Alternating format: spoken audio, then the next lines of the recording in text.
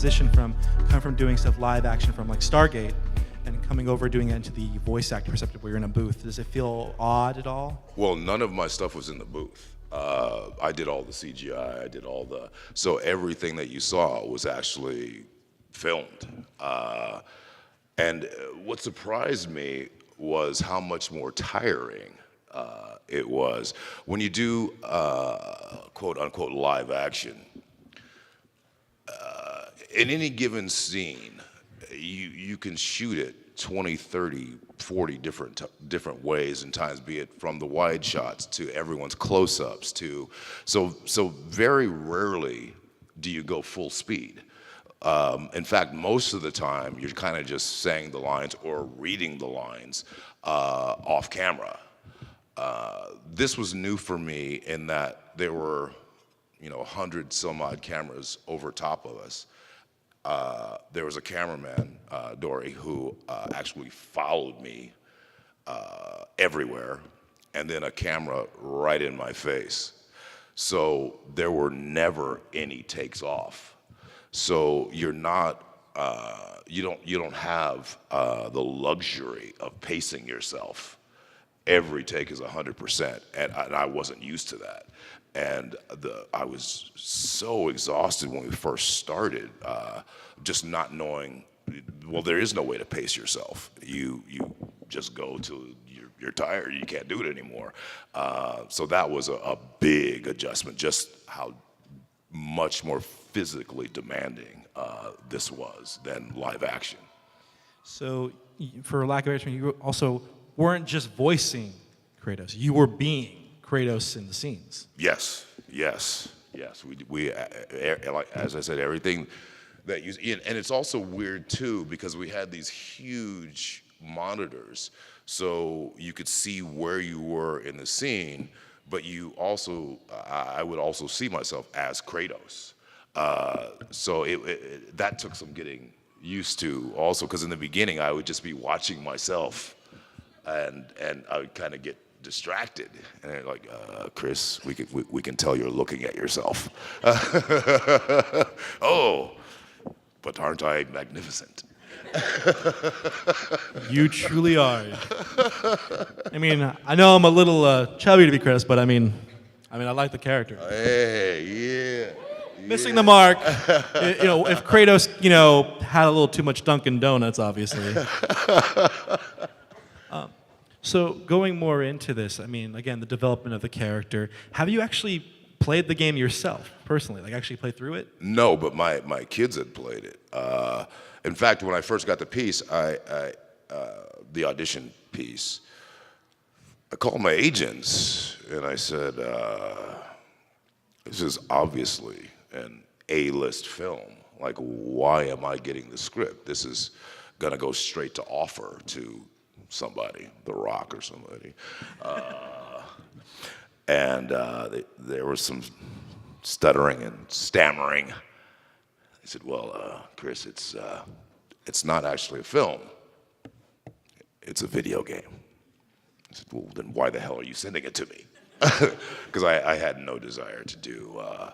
And I said, no, they're doing it a different way. It's not a voiceover job. It's an acting job. Like, they're gonna film it in a new way that you're actually going to be the character. I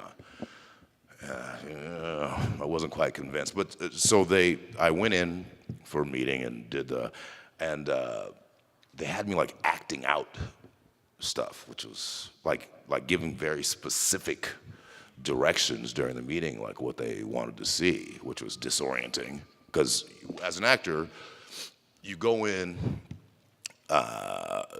especially in the initial meeting stages, with your own ideas about how you're going to move, what the setup is, what the things around you are.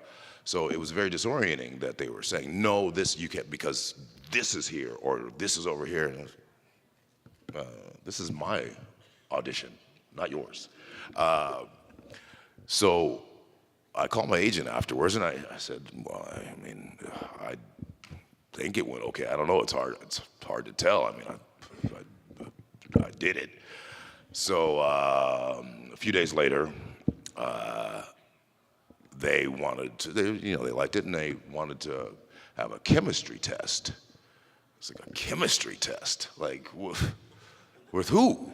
Like, well, first of all, I didn't. So the big thing now in all facets of entertainment, you never know what you're auditioning for, ever. They always give it fake names. And the funny thing is, God of War had the same fake name as The Dark Knight Rises. So I thought, this might be The Dark Knight Rises, like the next deal. Or, okay, that's not what I really thought was. Okay. So on The Dark Knight Rises, I almost lost my eye. No joke. Joseph Gordon-Levitt, we had this fight scene that we had rehearsed for a week, although Joseph Gordon-Levitt and Christian Bale never came to the rehearsals. Well, Bale was, very much, this was his third Batman. He's a very athletic guy. He picked it up, really. He watched his stunt double do it twice and knew all the moves. Well, Joe wasn't as experienced in fight scenes, so they were kind of trying to help him along, trying to get, because it's very much like a dance, right? It's all counts. It's the moves and counter moves, and it's done to basically 1, 2, 3, 4. So we shoot the wide shot. By the way, this was the coolest day of my life ever. The first time I saw Bale walk onto set in costume was, I fanboyed a little bit. So we do the first take, and the stunt coordinator comes up to Joe and says, "Joe, you gotta sell the punch." Now, in my mind, when you tell an actor, there's a whole explanation that goes with you have to sell the punch. You say the camera's over here, so if Chris is here, you can miss by 2 feet as long as you go deep like that, and Chris's head snaps. But he didn't say that. He just said, "Joe, you have to sell the punch," which, if you're not told all the other stuff, just means you gotta be closer. So in my mind, I knew I was getting hit the next take. Sure enough, now my head's against the ground, so there's nowhere for me to go. Joe punches me in the eye. Blood immediately starts spurting out of my eye. So you immediately know, okay, so we were shooting downtown LA under the 3rd Street Bridge, which is a very popular filming site. So even though they had kept the location a secret, everyone still knew where we were shooting. So there were hundreds of fans trying to get a look at the filming. And you kind of, here's where I knew where I stood as an actor. Over the radio, they're saying, "Oh my God, call an ambulance, Chris is hurt." So ambulance comes, I get put on a gurney, they're trying to stop the bleeding from my eye. They wheel me up to the ambulance, which has to park outside the retaining walls to keep the fans far away, enough away from shooting. And I hear a collective gasp going, "Oh, thank God." Because all they heard was Chris, so they assumed it was Christian Bale. Now, if you ever want to be humbled, try having hundreds of people going, "Oh, thank God it's you that's hurt, not Christian Bale." That tells you the pecking order of where you are in Hollywood. But anyway, what was your question? You said this was in downtown LA? Yeah. Funny to that story. My family and I were in the hotel that was overlooking everything. And I remember an ambulance showing up because they were shooting. No, get out! No, I swear. Get out of here! We were getting ready to go to You Universal. bastard! You're one of the ones that said, "Oh, thank God, it's Chris Judge, not Christian Bale." Thank God.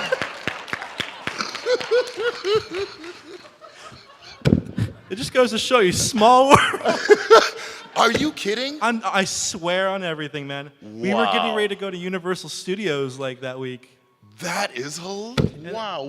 I remember seeing like the street shut down, and there was people. The police were like, they were shooting for Batman over here, and I was like, oh my gosh, me and my brothers and everything.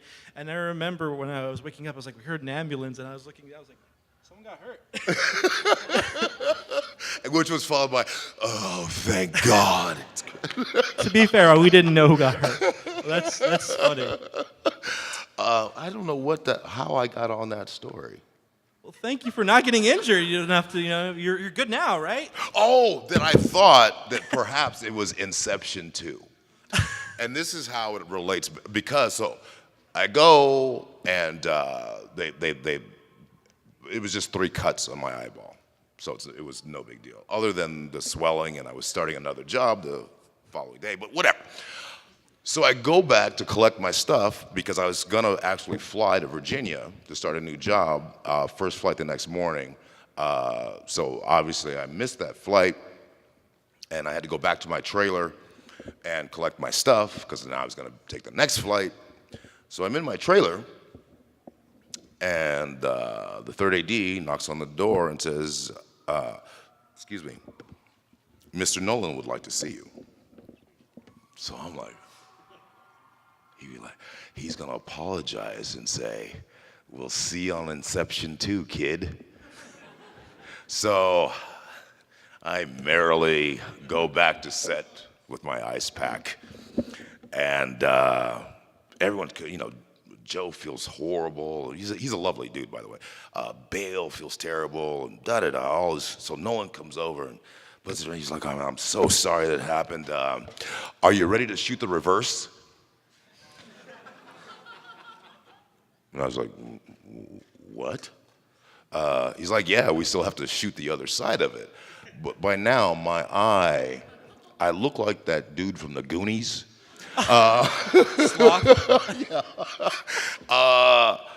So yeah, we shot the reverse, and I'm still waiting on the call from Mr. Nolan for Inception 2. You, sir, are indeed a champ. Can we give him like a cheer for that, guys? That was very much like the cheer that was like, oh, thank God it's not Christian. All right. I'm not going to hear the end of this, am I? I do got one more question for you, then we can start going to the fan questions. For that. So I actually have one. This one's submitted by one of the college students over at Las Pacific College who's getting into acting. Oh, okay. And their question is, in acting, sometimes I've noticed a lot of actors have to do warm-ups before getting into a character. What are some of the warm-ups that you've done, not only for Kratos, but for other gigs you've done? Well, in the beginning, Stargate, Teal'c was like really just grumpy, in a bad mood all the time. So I would take a minute, breathe, and think about how much I hated my first wife. And that would put me right in the sweet spot, right? Why did Teal'c frown so much when Stargate first started? I was thinking about the hell I had to go back to at home. I can say that now because we're friends now.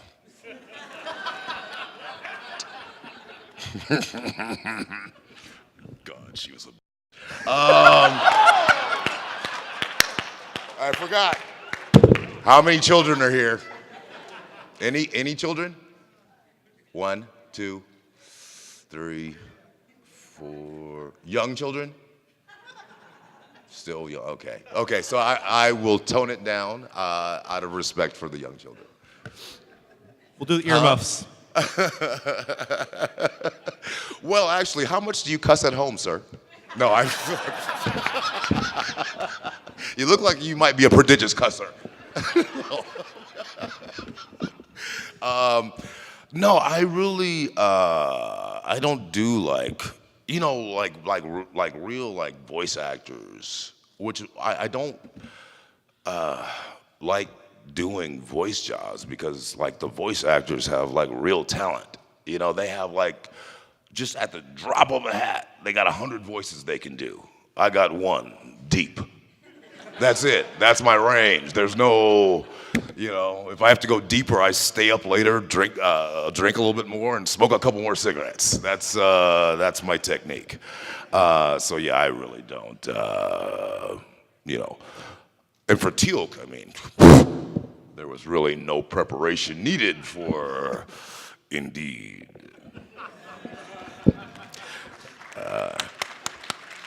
But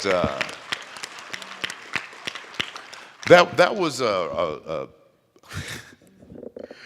I know this is a God of War panel, obviously.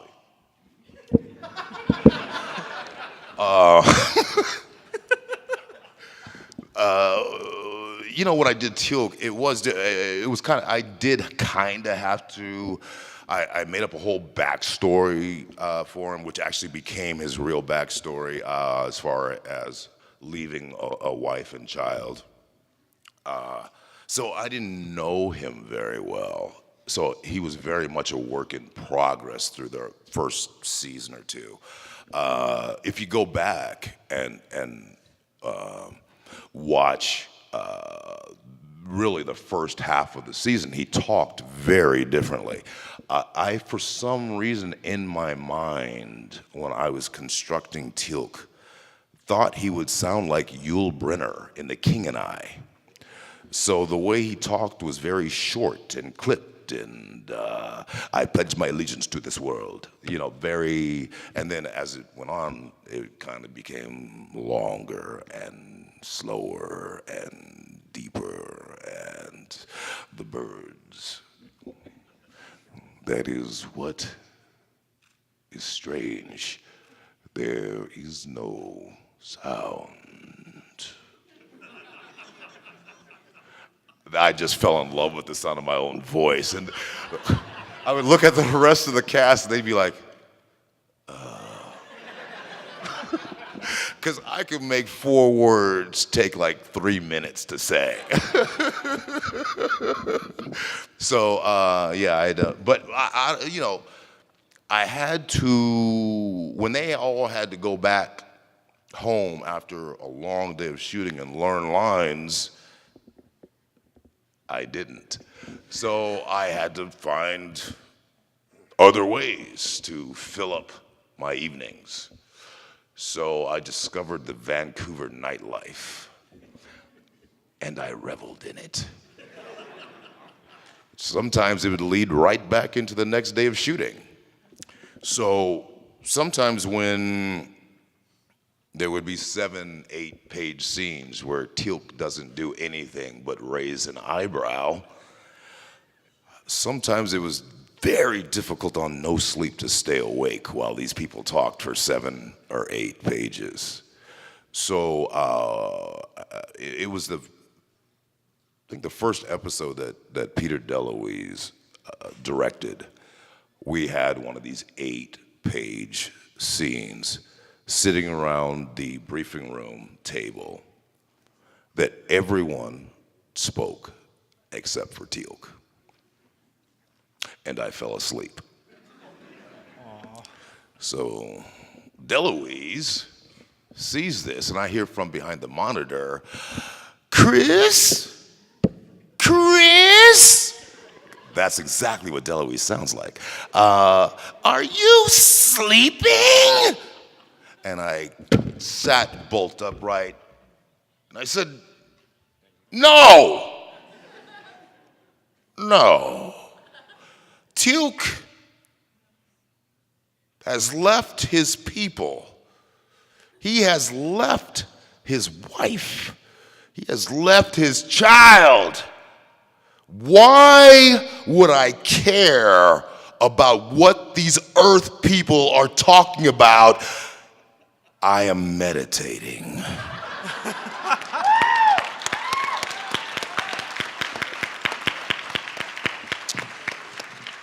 So I hear, oh, okay, sorry. The next episode, they started writing in meditation scenes. So now, not only could I go out at night and party, they would build in time for me on set to catch up on my sleep. How great was that? You are the innovator.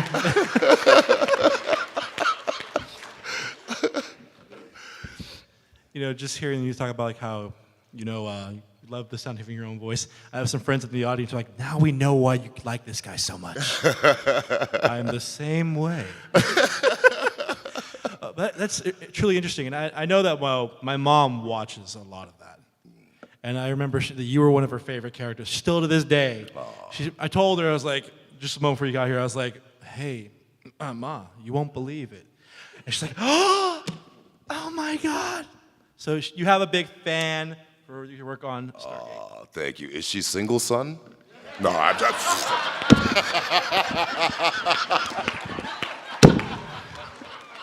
Why? Why? Papa? What boy?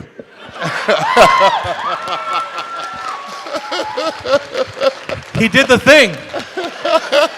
I'm the boy. Well, thank you for that. Should we get on to the Yes, Q&A now? yes. All right. Can we give him another round of applause for that, guys?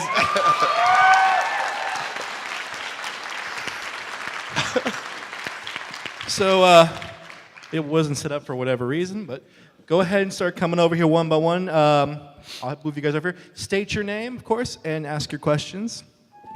And, of course, be respectful. Oh, God, no. Oh. What would be the fun in that? Bring up beer, Hi there. Hi. I'm Aaron. Hey, and, Aaron. I wanted to ask you, what is Kratos's or your own favorite dad joke?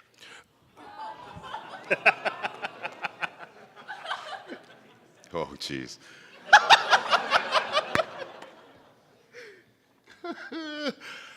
Oh, jeez. How many kids are in here?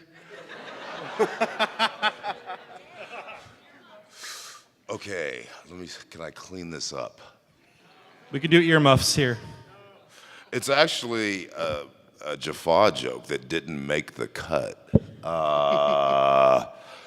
So little Johnny Jaffa is in Jaffa school, and they're learning about Jaffa anatomy, which is slightly different than human anatomy. So the Jaffa teacher says, little Jaffa, it's very important that we know our anatomy. I want you to name something that you have two of. Jaffa raises his hand, says, I have 2 ears. Jaffa teacher says, that's very good. Another Jaffa raises his hand. I have 2 eyes. Jaffa teacher says, that's very good. Little Johnny Jaffa, the little guy, raises his hand, says, my daddy's a great warrior, and he has 2 symbiotes. The Jaffa teacher says, well, Johnny, I want to correct you. I think that's wrong. Jaffa can only carry 1 symbiote at a time.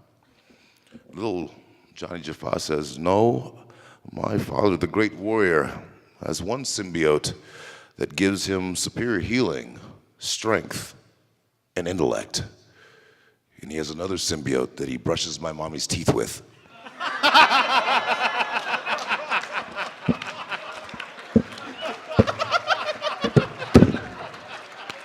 Now, if your child gets that joke,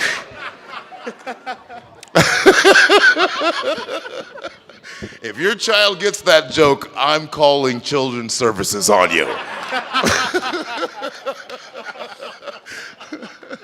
Thank you, bro. Awesome. Thank you. Thank you you. for being here.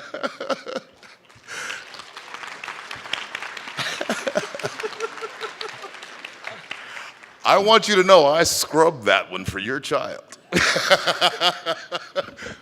How you doing? Hi, my name is Lawrence. Hey, Lawrence. I missed your panel yesterday, and I wanted to ask It was fantastic. Sorry I couldn't make it. I wanted to ask you a question about a specific line you said in an episode of Stargate, if that's all right. This is the God of War panel. I know, and I'm so sorry. But I have to ask it. So I remember in one episode where Teal'c is being put in a virtual simulation machine. As he's being set up, he's asked if he ever played video games, and he answers by saying he played Def Jam Vendetta. Yes. As a fan of the game, when I heard that, my mind was blown. Because I love the game and I love D-Mob so much. You don't have two symbiotes, do you? No. Sorry, go ahead. So my question is, was that line like originally part of the script, or did you improvise? I think that was DeLuise again. DeLuise had just gotten the game and loved it.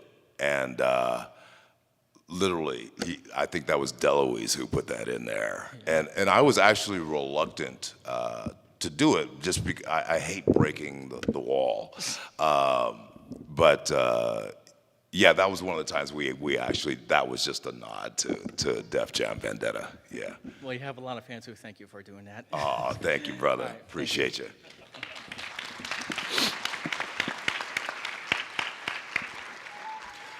Your horns are fixed. Hello again. Yes, yes, they are. I fixed them last night. All right. Yeah. It was, Because, oh, never mind. that was great yesterday. But Blast kids. Hey, where you going? Hey, where you going? Huh?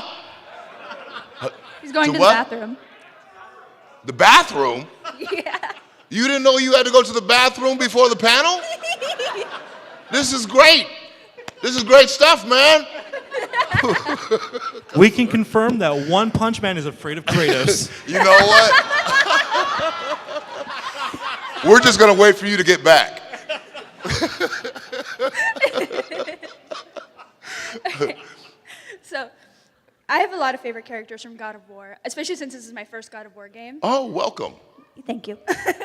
So, my question is, what is your favorite character from the whole game? Like, it's either your game or any of the previous God of War games? I loved Brock and Sindri. Yes, Brock is my favorite. He's so crass. I mean, there was a lot of great stuff that they did that didn't make it. And literally, it was really hard getting through their scenes because they were so funny. Yeah. And Adam Carrington, who plays Sindri, just, I don't know what I'm saying, but anyway, this is true. He was actually played one of the Goa'uld in the pilot of Stargate. And so I hadn't seen him in, oh God, at least a decade. And so when we went in for the first table read, he was there, and I was like, Adam? And so yeah, they both were just it was literally, we would be crying, laughing. I hope they really do maybe do a thing with some of the outtakes that we have from some of their stuff, because it was fabulous. But so Brock and Sindri, I really looked forward to the days that they were working, because there was going to be a lot of levity. You know, every scene wasn't just going to be so heavy. Yeah. So yeah. Yeah, that Brock's definitely my favorite too. yeah. See, I can't say that either. All right. All right, Yeah. well, thank you. Cheers. My name is Kylie, by the way. Oh, Thank you, Kratos. honey. And your horns look great today.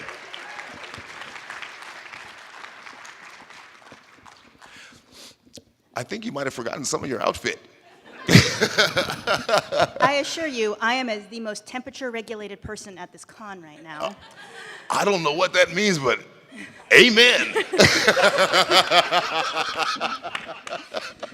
My name is Allie. Hi, Allie. I- You look great, honey. Thank you. So happy to finally meet you. I'm a big fan from Stargate. And I didn't know until almost like last week that you actually had voiced Kratos. So I was super excited. Anyway, on to my question. I'm sure you had to learn at least a little bit about the Norse mythology. Do you have a favorite of what you learned during your time during Kratos? I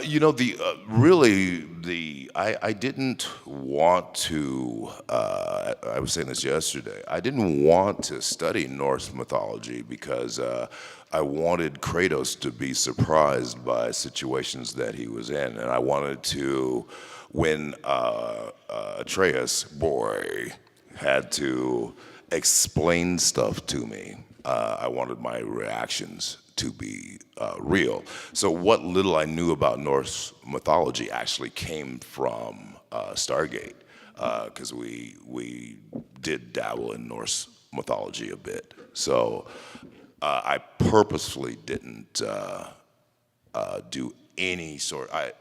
I'm big on reactions being real.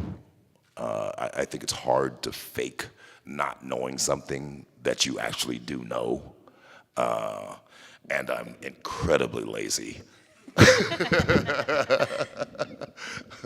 But yeah, so, but on the other hand, like Daniela, like she studied everything. She can tell you just minutia about Norse mythology. So there's, just different ways of approaching things. And Did you develop a fondness at all for anything that you learned as you were doing the character? oh, absolutely. Crap, those kids. I would joke about now that we've taken Kratos into a new, more responsible direction, he won't be, I guess, having any carnal knowledge of any of the Valkyrie, which is a shame. But onwards and upwards. So that was, I didn't quite phrase it like that because there were no kids on set. Well, other than Sonny. But no, so yeah, it's such a deep and interesting mythology, and hopefully it will be explored further if there are sequels. Of course there's gonna be sequels. They just made $5 billion. No, well, I guess I have to toe the line. And if I'm fortunate enough to be able to reprise my role as Kratos, I hopefully will get to investigate more of Norse mythology. Well, thank you very much. Thank you.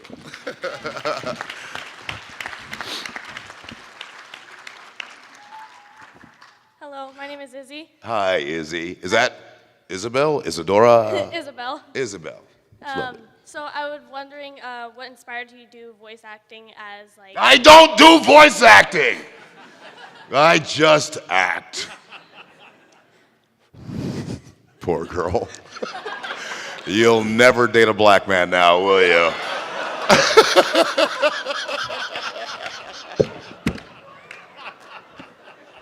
I think we can translate this question Oh to. my God, I'm going to hell. I am on the Hell Express.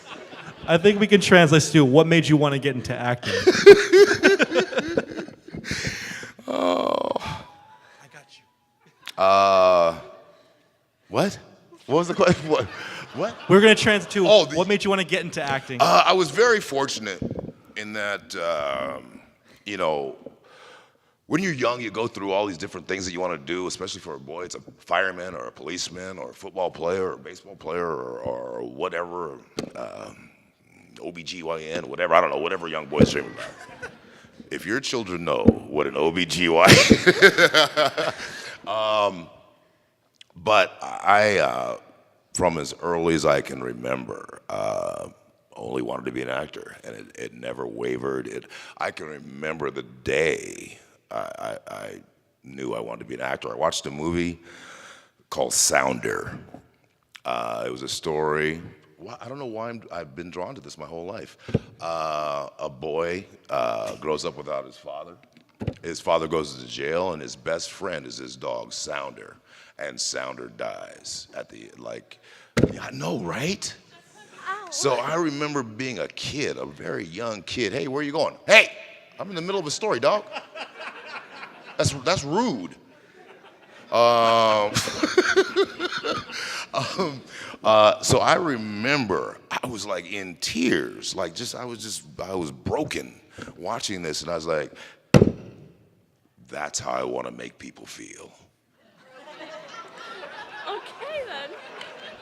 And from that day, I just wanted to be an actor. So I was very fortunate. It never wavered. Thank you. Thank you, Izzy.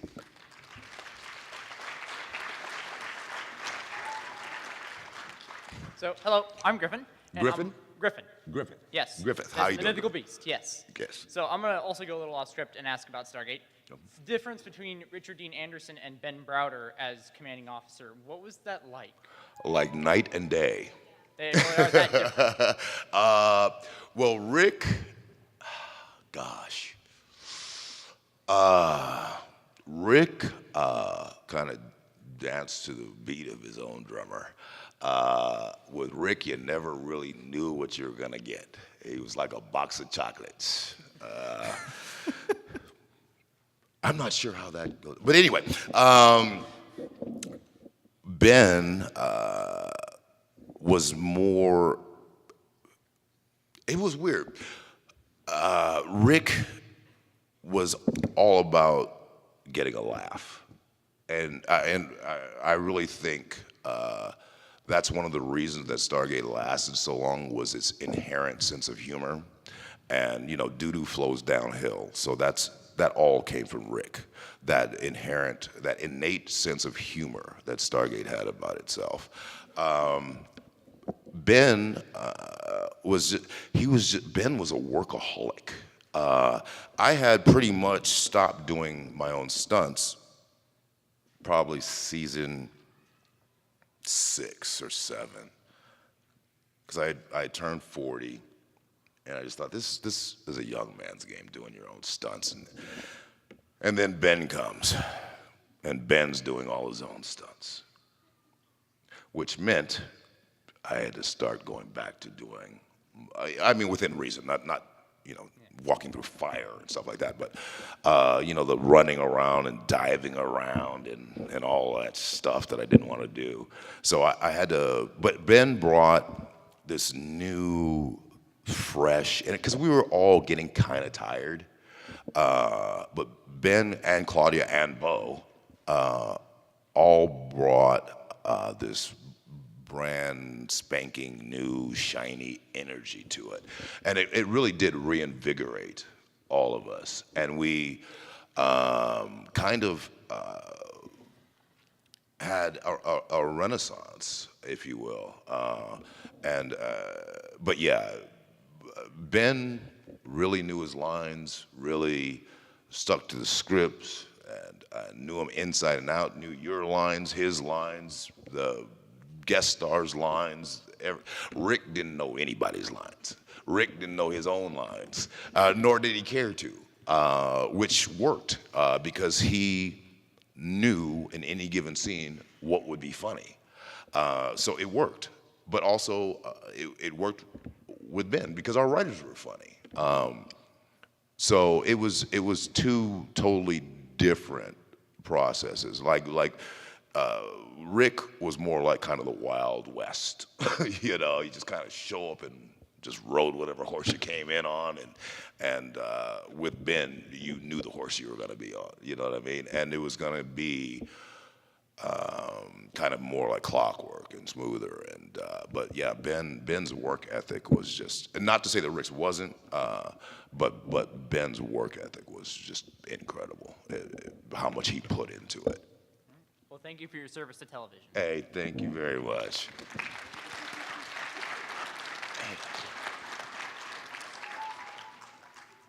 My name is Artemis. Artemis. Yeah. And I Very was nice to meet wondering, you, man. what advice would you give to people who are new to acting? Ooh, what advice would I give? I talked about hype man earlier. Be your own hype man. You know, the industry tries to make you believe that everything happens by happenstance, that you just happen to be in the right place at the right time, that everything is divined by nature, and there's a what they don't give you credit for is the years of hard work that you put into it, how much you studied your craft, how much you care, these stupid diets you go on, how much you work out to stay in shape. That it's not an accident. It's luck is preparation meeting opportunity. Be your own hype man. Believe how good you are, and don't be afraid to say how good you are. If you don't think you're great, nobody else will. Be great. Just go be great. Thank you.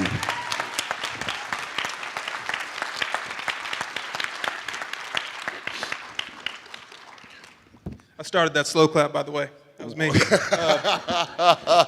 My name is James. I remember, I like that shirt, dog. Thank you. 80s style, right? That's Walk dope, like right? So, my name is James. Hey, I good to flew see in you, from brother. New York, and boy, are my arms tired. Woo! No, actually, God, man, I was standing up there for hours. So, You should be up here, dog. I'm saying, my question for you is, I get the sense that you're a really funny dude. You're about a 6 out of 10 on the laugh-o-meter scale. Wow, I've gotten better. You know, you have an amazing sense of humor, but I feel like people with voices as sultry as ours, we tend to get typecast in tough guy roles. You mentioned The Rock earlier. When he tried to do a more humorous role, he did Get Out, where he played a flamboyantly gay. It was a disaster. His career was over almost like that. Do you, or have you ever, or would you ever consider playing a less serious role, something more humorous, like a comedy, buddy cop movie, something like that? No, but I knew it. But only because it doesn't interest me. I by choice, stay in sci-fi fantasy because that's what interests me. I don't like procedurals. I could just turn on CNN or MSNBC or Fox. Like I would really watch Fox.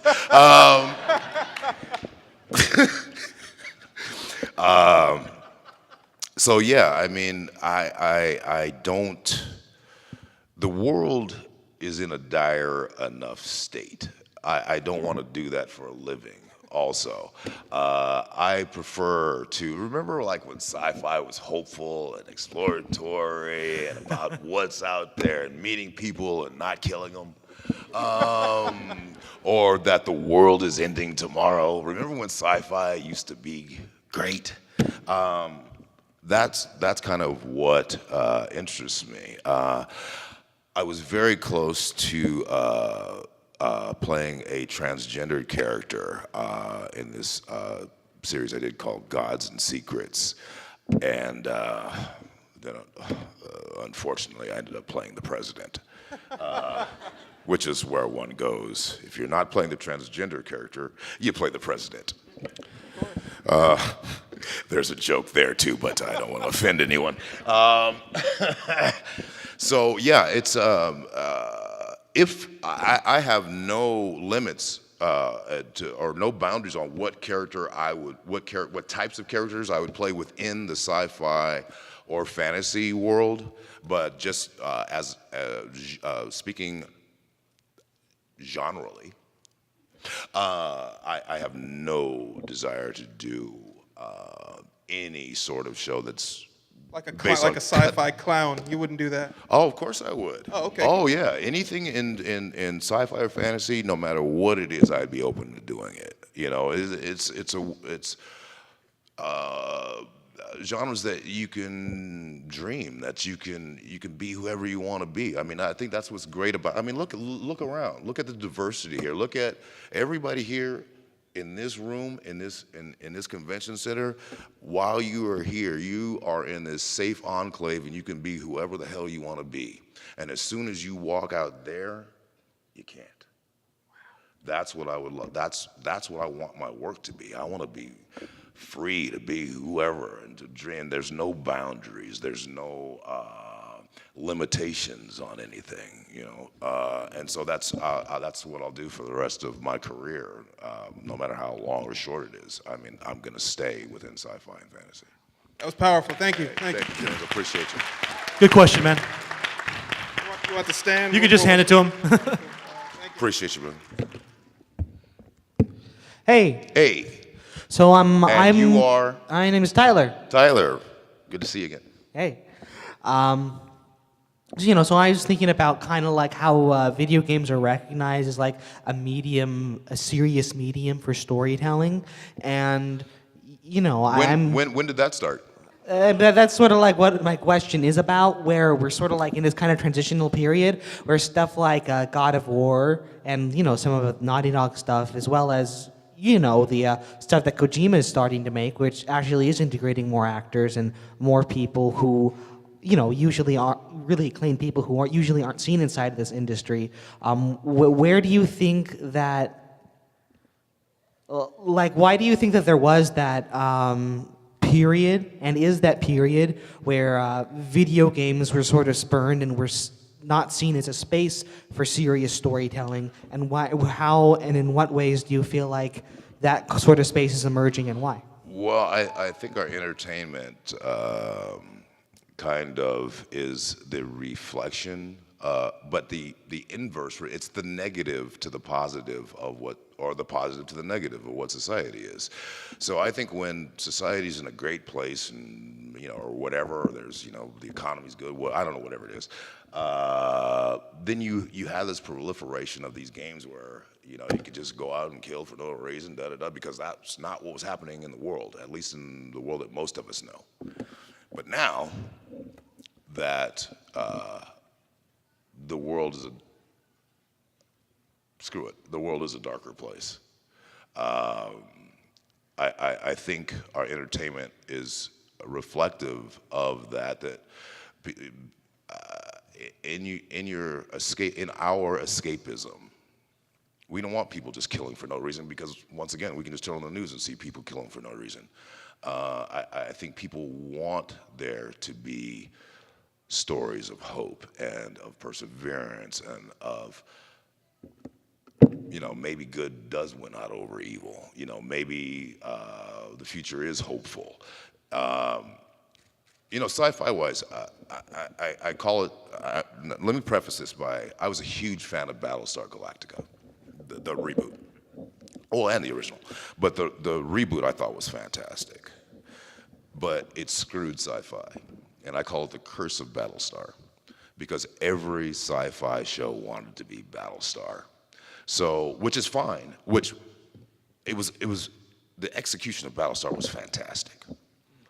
But every sci-fi show then started to be really dark and bleak and hopeless, and which is fine as long as there is the counterpoint to that of hope, of light, of good, of some sort of positivity for the future. And I really think that for people I'm in my mid-50s, for me, growing up in the 60s and 70s when the world was bleak, man, I couldn't wait to get home to watch Star Trek, because it was hopeful.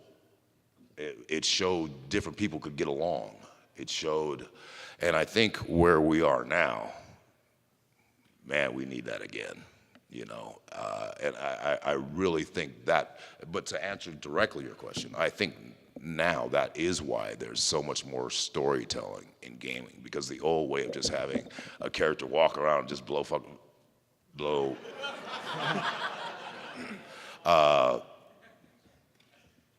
featured characters away, I don't think that's interesting anymore. It's not shocking anymore. It's not entertaining anymore. So I think that's why that is what brought about storytelling. But also, there's a lot of talk about different games being made into movies and stuff like that. Well, I think you're gonna see less games being made into movies and more being made into series, because when you have 40 to 100 hours of a game, how can you tell it in a 2-hour movie? Oh, well, screw that. How can you tell it in a 97-minute movie? You can't. So hopefully studios will stop trying to truncate these fabulous games that all these creators have gone through these great depths to mine these mythologies or these storylines and then try to truncate them into a movie. I hope we see more series being able to extend their storytelling through TV series. All right, thank you very much. Hey, thank you. I can just see you doing like a ASMR like radio podcast thing. Your voice is just so soothing for that. Oh, thank you, thank you. Hey, what's that thing where you can call in? I can wake you up. I can either wake you up as Teal'c, indeed, it is time for you to rise. Or I can wake you up as Kratos, wake up, boy!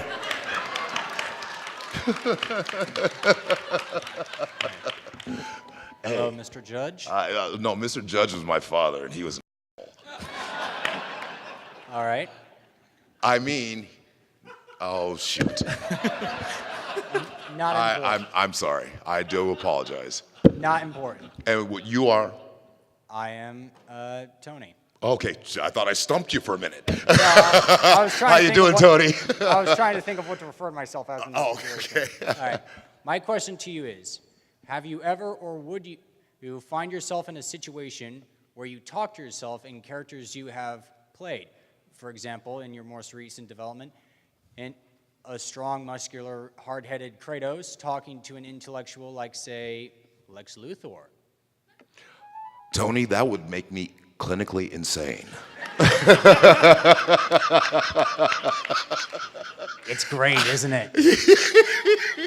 I can honestly say, I don't ever converse with myself in characters. Although, I mean, heck. No, there's children in here. I'm not going to say that. Just scrub it down. How would I say?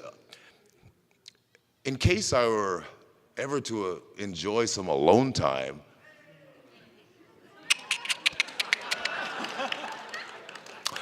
perhaps, maybe it would be nice to do it as Kratos.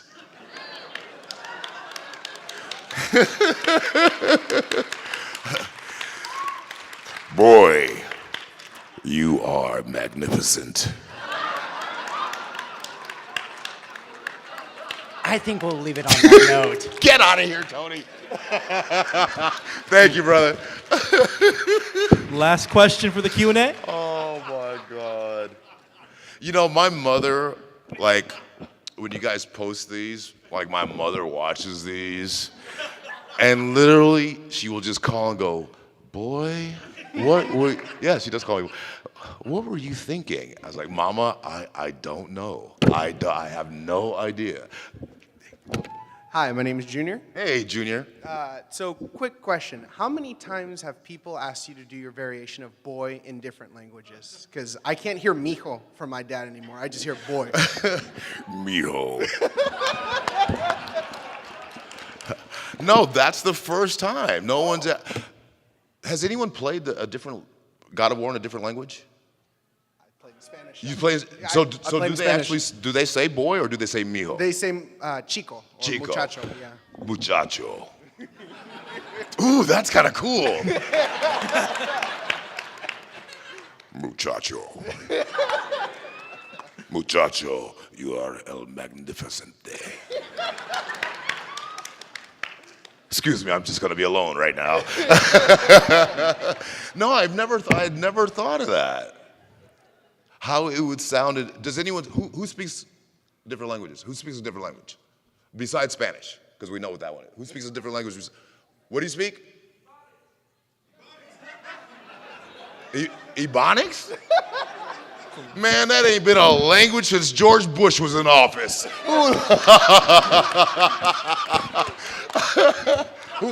What language?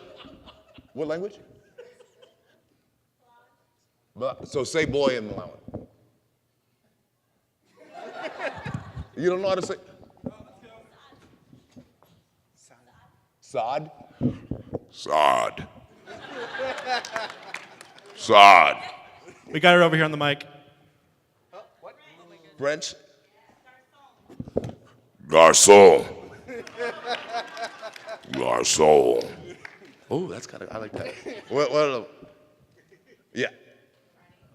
Oh! Okay, you have to say it again. Arsa?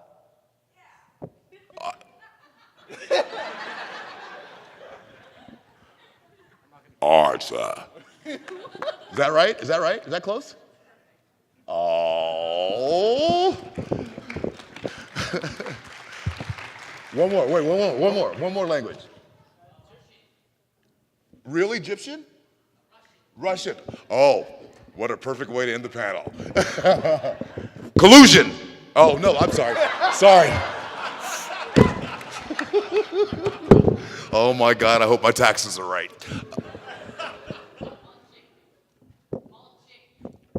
Malchik.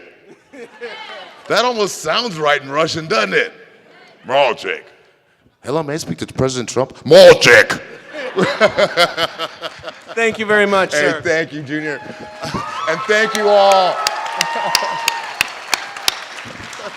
I'm sure I could say on behalf of everyone here at SacAnime, thank you for all the work you've done and for bringing these characters to life that you do and for your passion.